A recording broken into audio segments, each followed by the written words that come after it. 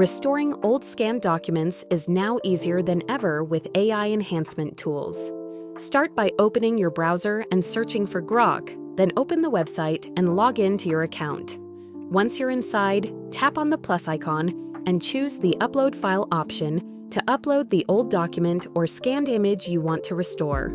After uploading, write a detailed prompt describing the improvements you need, such as restoring faded text, sharpening blurry areas, improving readability, fixing low-quality sections, or cleaning marks from the document.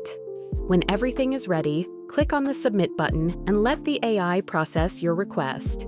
Within seconds, the tool enhances the document and generates a cleaner, more readable version with restored details. Once the result is ready, simply download it and use it for archiving, reading, or digital storage. This AI workflow makes restoring damaged or low-quality scanned documents fast and effortless.